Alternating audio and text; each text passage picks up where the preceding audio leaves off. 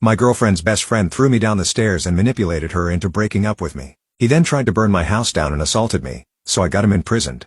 I was discharged from special forces after a mortar shell injured my leg, and back at home, I reconnected with my high school sweetheart. I was at her place one night when I woke up to someone climbing the stairs. I got up and pulled out my shotgun, and in response, the guy screamed my girlfriend's name. Turns out he was her brother. Well, he wasn't actually her brother, just a junkie who worked with her years ago, and she once gave him a cheeseburger to help his come down. He began pleading with her, saying he was evicted and needed a place to stay. Because this was her house, I had no say, and she agreed to house him. He was extremely disrespectful towards her during this time. He demanded she cook for him, do his laundry, and buy him groceries. Well, one fateful night, he demanded I wash his dishes for him. I told him to fuck off and turned around to walk downstairs and out of the apartment. I was a few steps down when the door behind me flew open. He ran at me and pushed me down. I landed on my back and hit my head on the concrete, wailing blows on him. I honestly didn't care if I unalived him. Someone had to die, and it wouldn't be me. But then my girlfriend saved his life. She heard the yelling that was happening downstairs, and she came running and found me on top and wailing down blows on him over and over. She screamed for me to get off, and I did. As soon as I did, his mouth started running. Sister, he threatened to unalive me, and he attacked me and threw me down the stairs because I asked him to bring back the PS3. I honestly thought she might believe him for a moment, but thankfully, she knew that was lies. The neighbor's security camera outside backed that up. That morning, I took her to work. I took her 3-year-old daughter to daycare. One thing I need to mention is that my girlfriend had a 3-year-old daughter whose dad wasn't in the picture, and she was the sweetest and most adorable little girl ever. Anyway, after I took her to school, I went to work. I had to explain to my boss why I had bloody knuckles and why I was holding a cold pack to the back of my head. They offered to call the police so I could press charges. I told them no. My boss damn near ordered me to call the police or he'd put me on medical leave, to which I replied that I'd rather be on med leave than lose my girlfriend for calling particularly stupid kind of eye hole, and that would come back to bite me in my butt someday. Well, he was right. Basically, brother gave her an ultimatum that either I leave and she dumped me, or he leaves and walks out of her and her daughter's life, which to be fair to my ex, that loser had been the only constant male figure in her kid's life since she was born, so that would have been devastating for the gremlin, and she wanted to spare her that kind of pain. And so that meant I got the axe. Honestly, I'd have rather taken an actual axe to the heart because what I actually felt was way worse.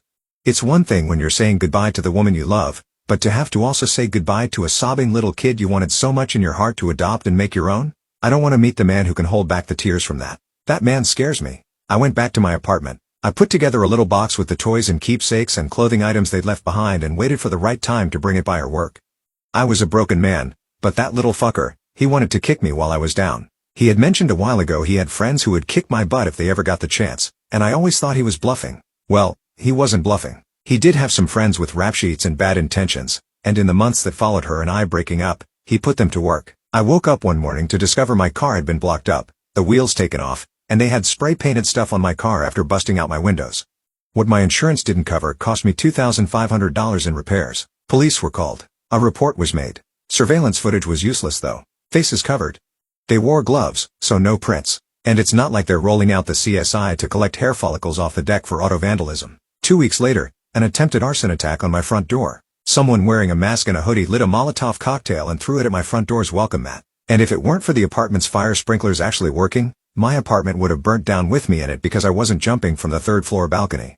That was a more serious crime. Cops were very interested in solving it. But again, no usable prints, face covered for the camera, etc. Then it was quiet for a month. My ex had reached out to me when she heard about the fire, and I told her I knew it was her brother, but I didn't have any proof.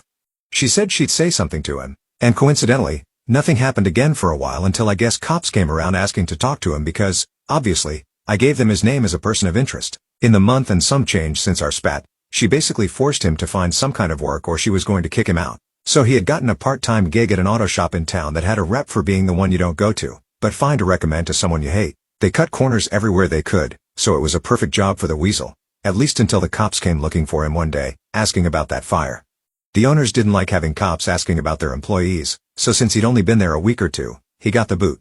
He deeply appreciated that. So one night, I'm getting home from work. I had stopped at the gym on the way, worked up a good sweat, and got a bite to eat from the grocery store. I pulled into my spot in my Enterprise rental. My car was still in the shop and walked into my apartment real quick. While I was over 21 and legally owned guns and had a concealed carry permit, on days where I was on base, I did not carry my pistol. It's incredibly rare for anyone whose explicit job description doesn't include carries a pistol at all times to be allowed to carry a weapon on base. Since I'm not leaving a pistol on my car and there weren't any places to securely store a weapon while I was working, I just opted to not take my gun with me. It's also why I did not have a pistol on me the morning brother jumped me. I was unarmed. I lived on the 3rd floor. There was a 4th floor above me and stairs leading to it. I heard footsteps coming down the stairs fast, and I turned to see 4 guys in hoods, masks, and wearing gloves coming towards me. My door was open, so I dropped my groceries and tried to slam the door behind me. They got a foot in and managed to wedge through into my apartment. What followed took place during a period of about 14 seconds. The neighbor across the way, after the fire, got a security cam installed outside their door as well. So we know the actual timestamps down to the second. I kept a loaded pistol tucked in a closet near my front door. Irresponsible, I know, but I was younger and more naive than I am now. In the scuffle with the first guy who came through the door, I managed to reach my hand into the closet, find the gun, and push myself back and away to give us several feet of space. I remember very vividly seeing all 4 men in my doorway and hallway. The first guy I had just pushed having been body blocked from falling backward and was starting to come toward me a second time. I raised my pistol. This one was a SIG P226 chambered in .40 Smith & Wesson, and just as I heard one of them shout gun, I started lining up shots and pulling the trigger. There were no limb shots, no shooting to scare them. I didn't try to wing them. Body, head, as I had trained, as I had been taught. The first guy went down. The second guy caught 2 of the through-and-throughs from the first guy before I plugged him in the forehead. The third guy stopped dead in his tracks before catching force center of mass, and the fourth guy was halfway out the door before I emptied the rest of my magazine into him through friend number 3 and whatever I could see and aim at. Well, unfortunately, the AY hole lived, but what that meant was that I couldn't be charged in the most serious way possible for it. However, the first 3 recipients of my high-velocity sleeping pills didn't live. The first guy insides were all over the second guy. The second guys were all over my wall. They were all pronounced dead on the scene. The fourth guy was my ex's brother. Of the 3 bullets that connected him, 1 grazed his butt, the other thoroughly lodged itself in his right butt cheek, and the third one hit him square in the spinal cord right around the kidney area, shattered his spine, and completely destroyed his lucrative career in competitive breakdance and bicycling. He was paralyzed from the navel down, had to have a permanent catheter to catch his pee, and a diaper for what was now the most useful byproduct he was capable of producing. He'd never walk again. He'd never sleep with anyone again. And when he was healthy enough to be discharged from the hospital, he was locked up in prison, given 3 charges since he caught the rap for his 3 buddies getting unalived. He was also charged with conspiracy to commit unaliving, assault, battery, and he even caught the reckless endangerment charges for me discharging my firearm in an apartment complex with another apartment across the hall from the open door I was shooting towards. He was never going to breathe free air again. I would like to say that this ended up happily ever after, that she took me back, that we got married, and I adopted her little one, and we had a couple spares of our own, but she didn't. Within 24 hours, she declared that she was scared of me, that she did not want me anywhere near her or her child, that she'd call the police on me if she ever saw me near her home or her place of work, which sucked. I liked the target that she worked at. She called me every name under the sun. She accused me of sicking the cops on him to instigate a response just so I could shoot him. She ignored the arson, the vandalism, the various threats he'd thrown at me in the previous months we were together. I never saw her again. She blocked me on everything. Her family blocked me. She changed her number. She transferred to a different target. And after a couple of months, she moved to a different apartment in a different part of town. It has been 8 years, and I still haven't heard from her. I know she's alive. Friends of friends informed me she got married in 2020, had a second kid, and is happy. So more power to her. I never got my happy ending. My white picket fence. Believe it or not, unaliving 3 guys, even for a person trained for war and conditioned for the possibility that one day he might have to do it, messes with your head, especially when you consider it happened in your home and not in Baghdad. There's a huge mental and emotional disconnect and difference between unaliving someone for work and unaliving someone because your life was in danger. I had PTSD. I couldn't touch any of my guns once I got them back for a full year without having panic attacks. The Navy was great about it all.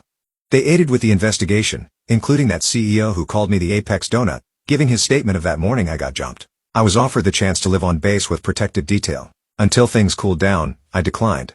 8 years. Since then, I've retired. I'm now working in the private sector. I have my own LLC, making great money doing cybersecurity and site security consulting. Occasionally, I go out boating. My partner of 3 years is the most loving, supportive person I've ever been with. I know they have my back no matter who tries to unalive me. We're talking about having kids before we get too much older. Life's good. But you know what really warmed my heart? Just the other day, a Google alert I set up 8 years ago triggered. It was brother's first and last name followed by the word obituary. It turns out someone in prison got sick and tired of the annoying white boy in a wheelchair talking so much crap and flexing on people, believing nobody would hit someone in a wheelchair. They used his wheelchair to unalive and used their shoes to finish him off with a few good stomps. Of course, It doesn't say that in the obituary. It says he was a bright and lovable lad when he was young, who fell into hard times in his early adulthood and landed in prison. The real surprise is apparently he is survived by a daughter none of us knew he had back then. So sucks for her, but I doubt she ever got a chance to know him anyway. Honestly, that's for the best.